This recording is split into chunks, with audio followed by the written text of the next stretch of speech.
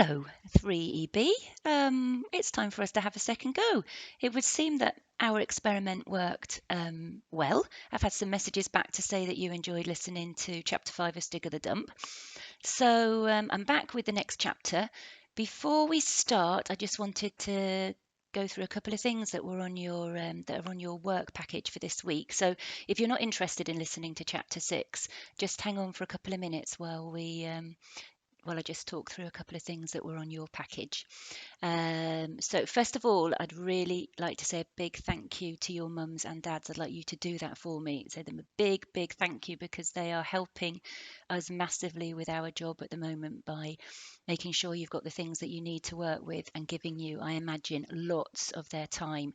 And some of them will be working from home, super, super busy, and probably finding it difficult to balance all the things they need to do and make sure that you've got the things that you need for your work. So please give your mums and dads a big, big hug and thank you from me. They let you. Some people were measuring their dads last week, measuring their mums, their bones. So thank you. And I think this week in the work I've set for weight, I'll be asking them to help you find some scales so that you can weigh things and get some packets and tins out of the cupboards so that you can do some weighing. If you don't have the right material, the right equipment for any of the things that I've put on the work list, do not worry. Just do what you can. Okay, there's so much on there. There's absolutely loads. Do what you can, and anything that doesn't get done, we'll sort it out. Okay. I know that your parents will do their very, very best job. If you can't print things off the computer, if you're in another country and you haven't got all the equipment that you need, do not worry. Just do your best job and all will be very welcome and acceptable when I receive your work. Either some people are sending their work and some people are keeping it. All of that is fine. So yeah, this week a bit different. We've got this Padlet platform. So you might have already had a look and seen that we've got two walls. One of them is called the working wall for you to put anything you want. I'm looking forward to seeing you maybe put up some jokes, tell us how you're getting on. If you're allowed to, you might want to put a photograph on. Remember that anybody with the link can see it, so your mums and dads might want to decide whether or not they're happy for a photograph to go on, but they can decide that with you. So you can put anything you want on there and we can all see what you've got to tell us. The other one, the heritage wall, is one of our discovery of the world topics that we should have been starting now. So heritage is all about where you come from, your roots and traditions, events, stories, music, food, things that have been passed on through generation to generation to generation within your country, within your nation.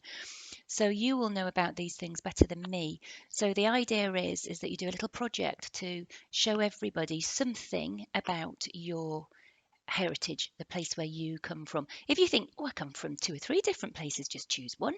That's absolutely fine. And it explains it on the Padlet wall, but you can do it all on the computer and let us see on the computer. But if you don't want it to be on there on the Padlet wall, it doesn't matter. You can do like a big poster, do lots of pictures, glue them on, and then we'll enjoy looking them when we get back to school. So there is no pressure for you to have to work on the computer. A lot of your work is on the computer at the moment, so you and your family can decide how best you want to do that. Or maybe you want to do a little bit of both. That's all good too. When you do the weight work, just to remind you that if you hold something in the palm of your hand, you're going to get a much better idea of how heavy it feels rather than gripping it in the tips of your fingers.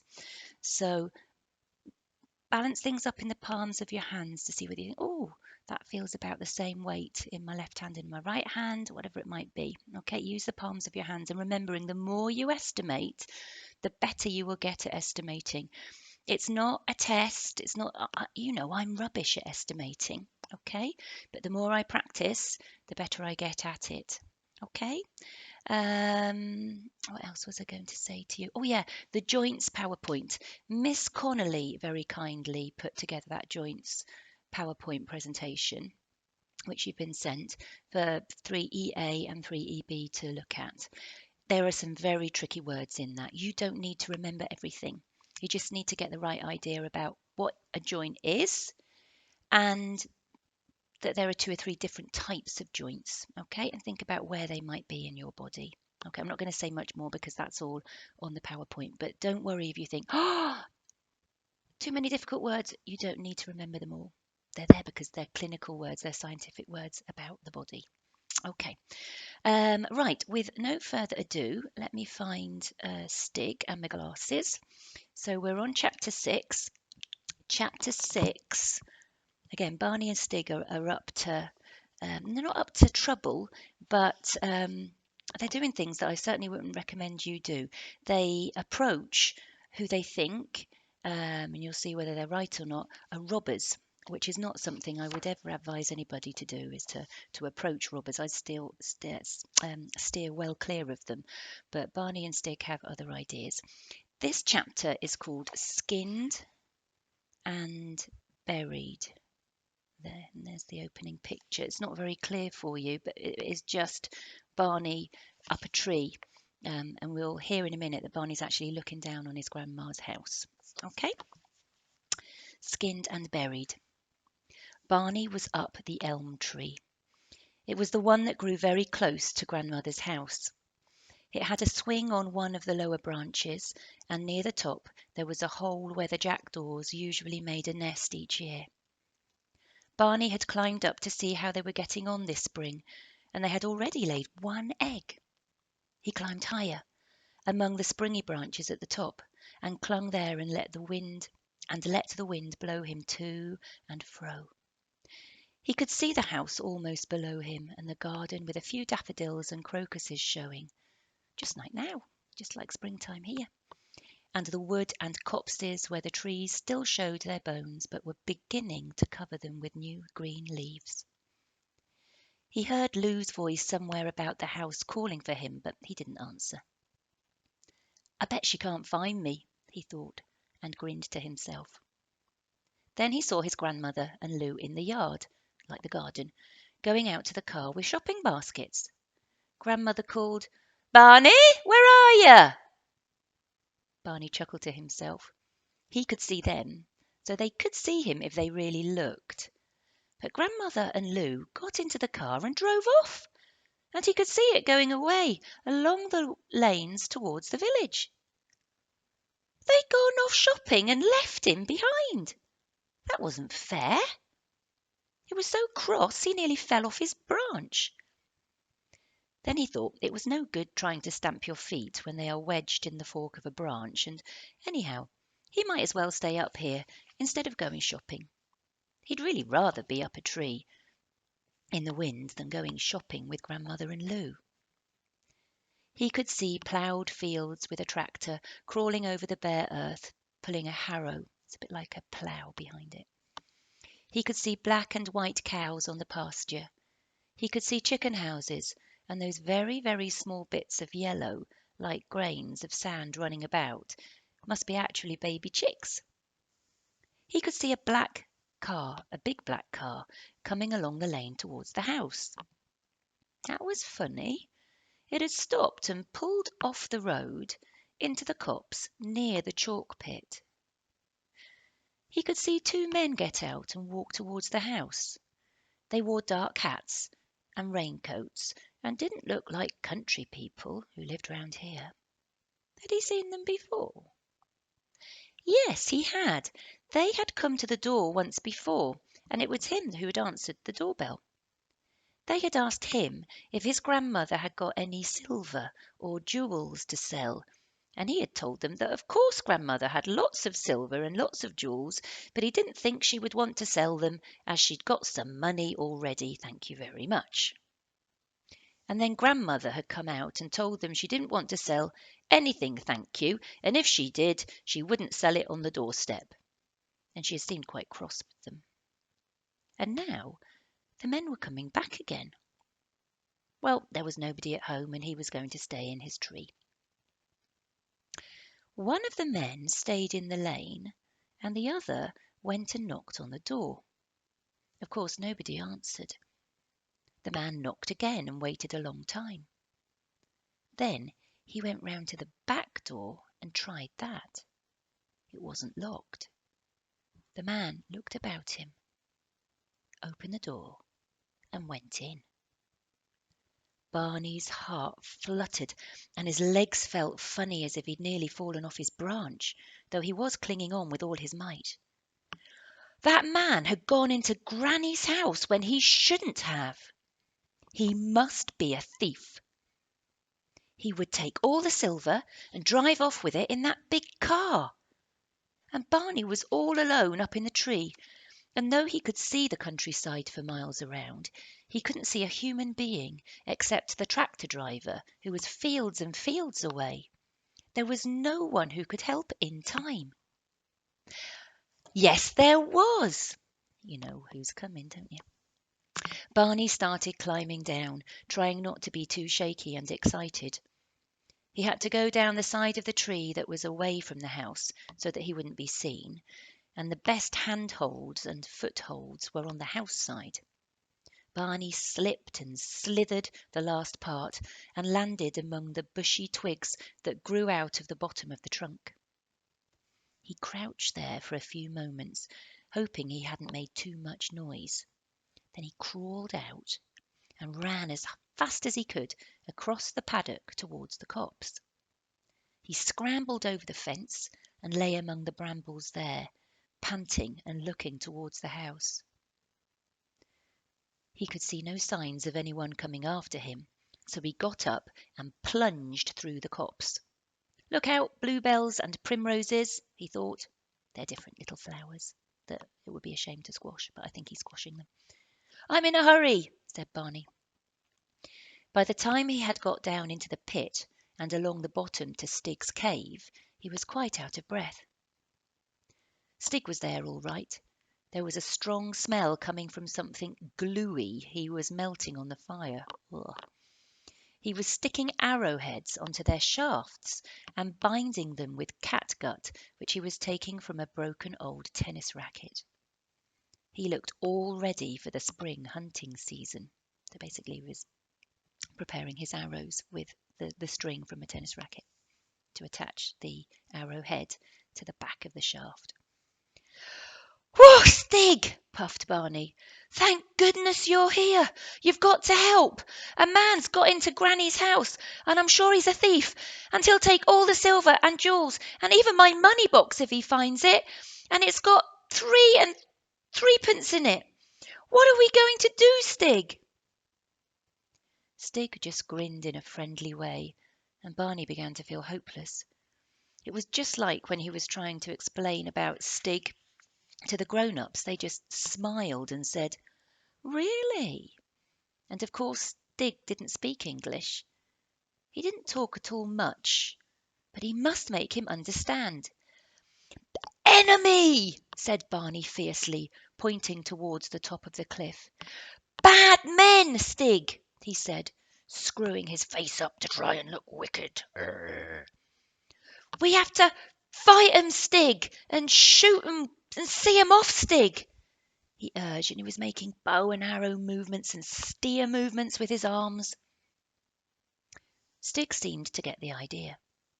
He grinned more than ever and scowled horribly at the same time. That's very difficult. You could try that. Barney looked around for weapons. Leaning against the wall were a new-looking bow and the arrows Stig had been making, some spears, an axe, and that horrible-looking club. Barney picked up the bow and arrows and handed them to Stig, but Stig gave them back to him and took the club instead. "Can I really have the bow and arrows, Stig?" exclaimed Barney. "Gosh, thanks! Come on, we've got to be quick." They ran out of the far end of the pit, and instead of turning right and coming back through the copse to the garden, Barney led the way round into the lane and up the hill towards the house. There, at the top, where the lane passed near the chalk cliff, and there was a gap where lorries backed off the road to dump things over the cliff, they found the big black car parked. And there, coming along the lane, were the two men in their raincoats and dark hats, carrying a large suitcase each. Without thinking, Barney fitted an arrow into the bow and shot it. A dark hat flipped off the head of one of the men and was pinned to the bank of the lane by a flint-arrowed tip. The men stopped, and then they saw Barney. "Now then, kid," said the man, "cut that out. That's dangerous, playing with bows and arrows." "You're thieves," said Barney. "I know. You've got Granny's silver in that suitcase." The man looked at his companion. "Hear that?" he said. "The kid thinks we're thieves. Look, sonny, we come to look at your granny's television, didn't we, Sydney? We've got our tools in these cases, haven't we, Sydney?" Sydney's the name of his companion. "That's right," said Sydney. "Plucky little nipper, though, ain't he, Sydney?" That means he's a brave little boy. "Looking after his granny's house while she's away, eh, sonny? I've got some sweets for you in the car." "I don't like sweets," said Barney. But he was beginning to feel foolish, and he lowered his bow, which he was pointing at the man with another arrow fitted. The man turned round for his hat, which had the arrow stuck through it. He pulled the arrow out, and then he looked at the sharp flint tip, and his face went white. "You little horror!" he snarled at Barney. "Where'd you get things like that from? That might have killed me." And there's a picture there of the two men talking to Barney.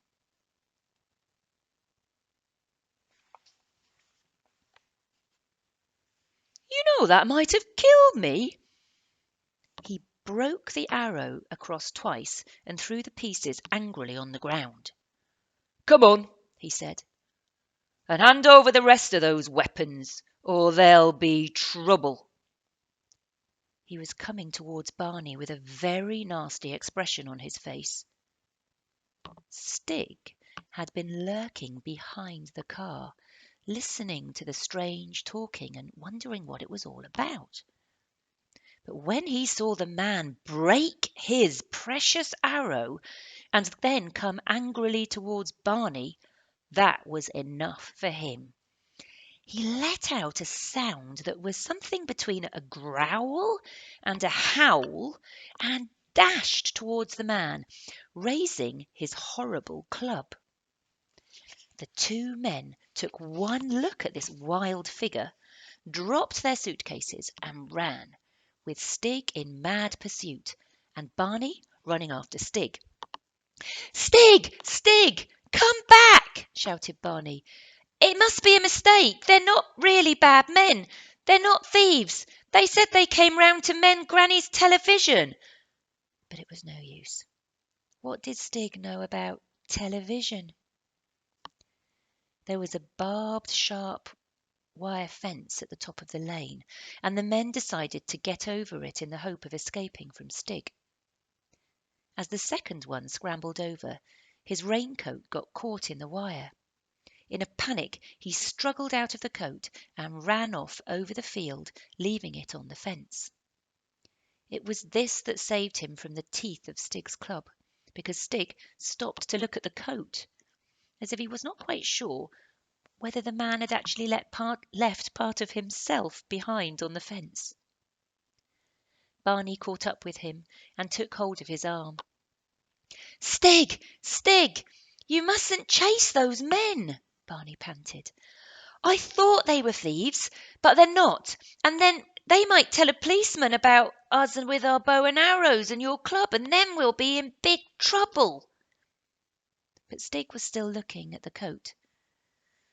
As he turned it about, there was a tinkling sound, and a whole lot of shiny things fell out of one of the pockets onto the ground. Stig pounced on them with wide open eyes, picked them up, and admired them, turning them into the light. "No, Stig," said Barney, "you can't have them. They're the man's teaspoons. I expect he was Going to have a picnic. Teaspoons. Hey, just a minute, thought Barney. Barney pulled Stig by the arm. Come on, Stig, he urged. I think we should have a better look at those suitcases. They ran back down the lane to where the men had just thrown the suitcases on the ground whilst they were running away from Stig. Barney opened one of them. Golly! He exclaimed. All Granny's spoons, forks, soup ladles and silver things, her jewels, her ornaments from her dressing table, one pair of cufflinks belonging to Grandfather, and his Barney's own money box. He shook the money box. Did it sound like it still had the same amount of money in? So they were thieves after all. What should he do now? They might come back to their big black car any time and drive away. How could he stop them? He ran to the car, opened the back door and looked inside. Under some sacks were more suitcases, more bags that clanked when he felt them. Another onomatopoeia word, clank. This must be a load of loot, like other things that they'd stolen, from other people's houses. Barney sat in the front seat and held the steering wheel. If only he could drive, he could take the car to the police station. He took off the handbrake. At least he knew how to do that. That is something you should never, ever, ever do. The car began to roll backwards towards the edge of the pit. In a panic, Barney threw open the door and threw himself out of the car whilst the car was still moving backwards.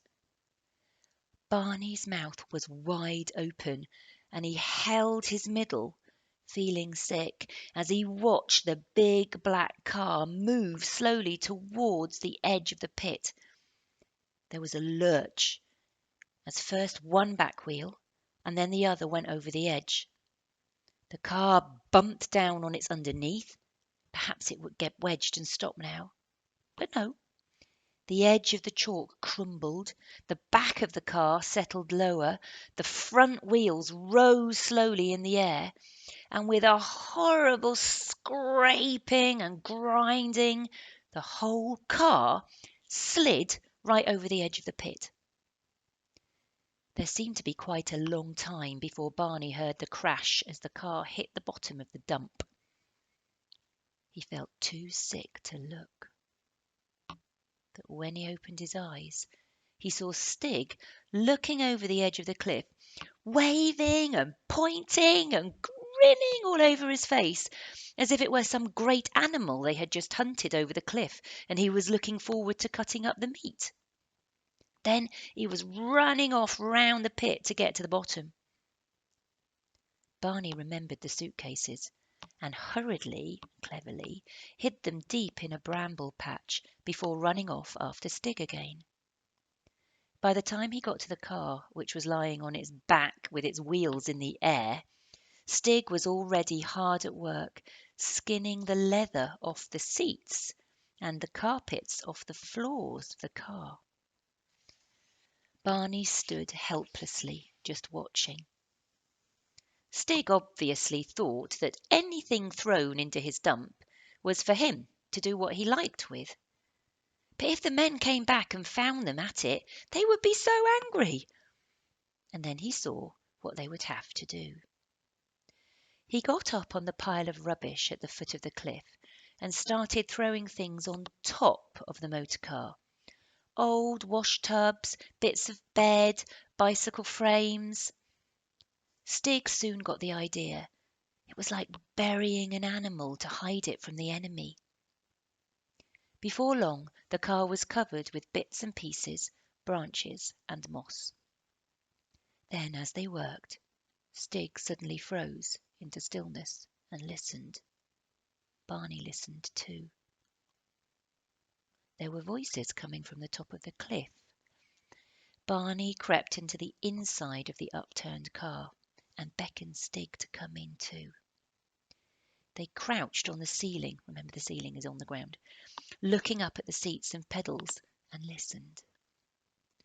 The voices of the two men came down from the top of the cliff. "Well, it ain't there, is it? Go on, have a good look." "All right then, it's gone.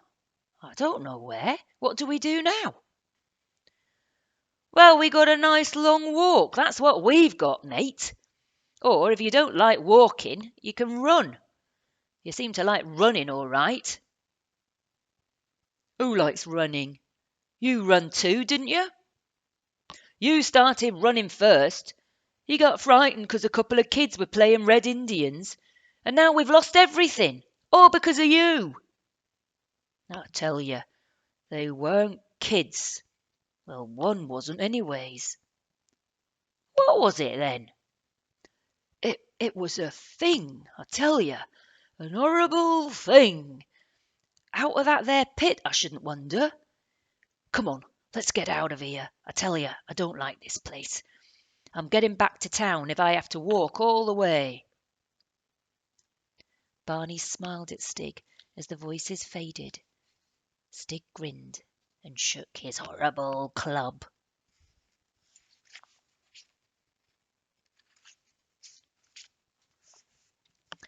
Granny and Lou were back from shopping when Barney struggled in through the front gate, carrying the two heavy suitcases full of silver. "Barney, what on earth have you been up to?" Granny exclaimed. "I've brought your spoons and forks back, Granny. You see, two men came to do the television.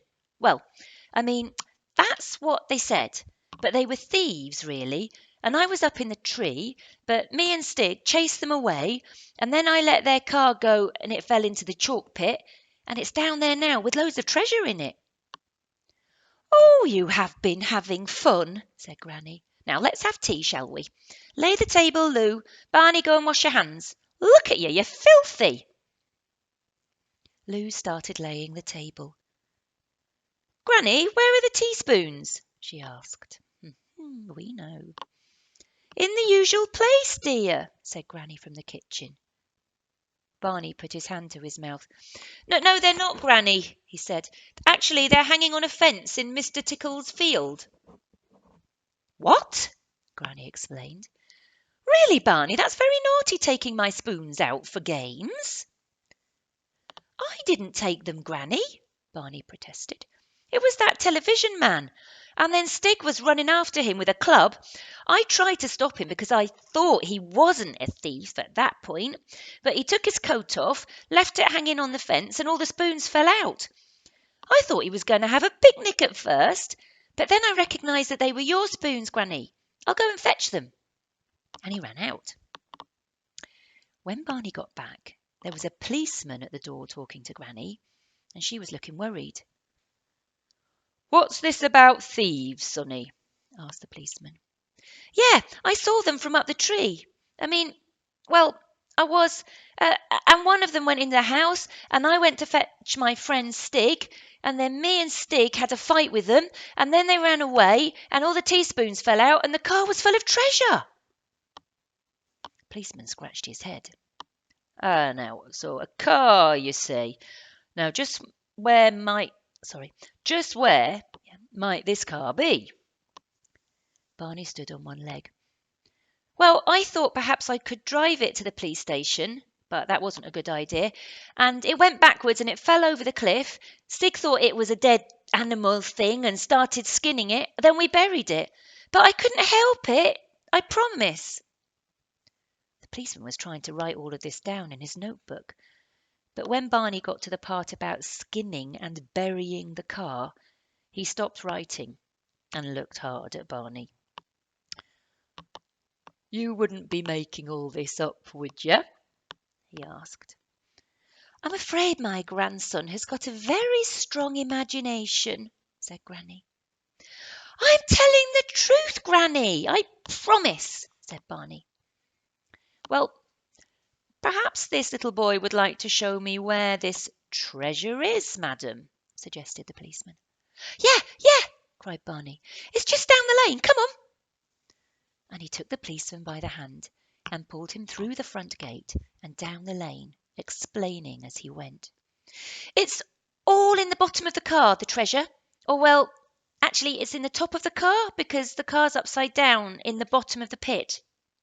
The policeman was getting very confused. He led the way to the top of the cliff where the car had gone over and pointed. "It's down there." The policeman looked over. "I can't see anything," he said. "Of course not," explained Barney. "We buried it. Come down and see." The policeman looked more and more disbelieving. "Look, son," he said, "there's 3 houses round here that have been burgled, and it's my job to try and catch the thieves and get the valuables back, and I haven't got a lot of time to waste. What about this treasure of yours?" "It's down there," Barney insisted. "I'll show you, if you just come down." He led the way round the top of the pit to the way in. It was getting dark now, and the policeman took an electric torch from his pocket. They clambered over the heap of rubbish, and Barney moved aside the branches that hid the door of the upturned car. "In there," he said. The policeman shone his torch inside. There was a terrible mess of ripped leather, broken glass from the windows, scattered stuffing from the seats, and bare springs, but no sign of the treasure. The policeman sat down on an old wash-tub and took his helmet off. He actually looked quite like an ordinary man, which I'm sure he was. "What's your name, son?" he asked quite kindly, and Barney told him. "Listen to me, young Barney," said the policeman. "When I was a youngster, I used to have what your granny calls a strong imagination too. I used to play cops and robbers all the time, and I can tell you it was a lot more exciting and a lot more fun than being a real copper, which I am now." I guess you all know that copper is a nickname for a policeman. "So I'm not blaming you, you understand. But you imagined you had a fight with 2 robbers, you see. You imagined this bit of old junk what's been here for years was a car that went over the cliff. Isn't that it? You weren't telling lies because you thought it was true. That's it, though, isn't it? It never really happened, did it?" Barney stood there dumbly. If a grown-up said so, and such a kind grown-up, and a policeman too, perhaps you could imagine fights with robbers and cars going over cliffs. Perhaps he just imagined Stig. He was looking miserably into the darkness of the pit, and was just about to nod his head and agree with everything the policeman was saying, when he saw in the far corner of the pit a flicker of light. Stig's den. Barney wiped away some tears that had got into his eyes and said firmly, "I am not imagining it. It did happen, and I know where the treasure is." And he went scampering away along the gloomy bottom of the pit towards the den. He knew his way pretty well now, even in the dark, but as he went he kicked cans and rattled old sheets of iron as much as he could. He wanted to make a noise and give Stig a warning that they were coming. He felt it would be far too much trying to explain Stig to the policeman, even if Stig was there in front of his eyes.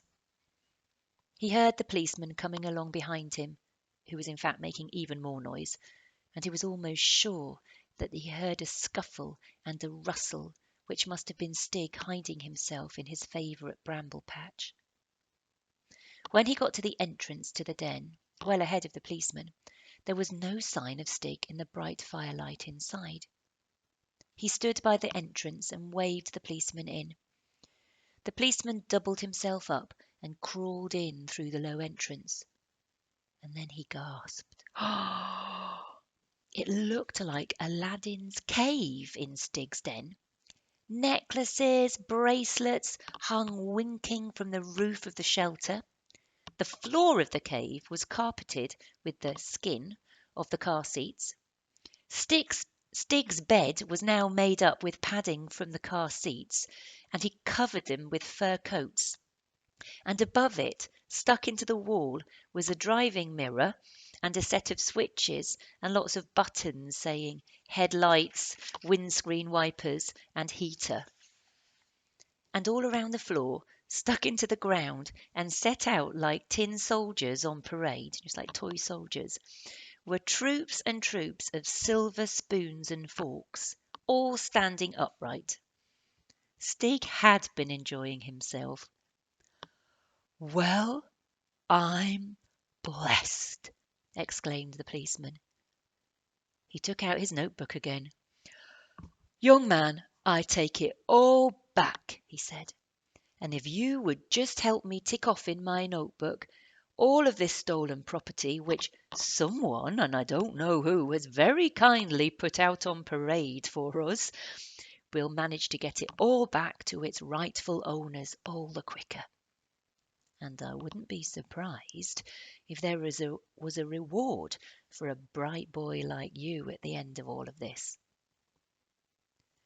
Barney started to explain all over again what had happened, but the policeman said he'd had a tiring day and he'd rather not have any more explanations.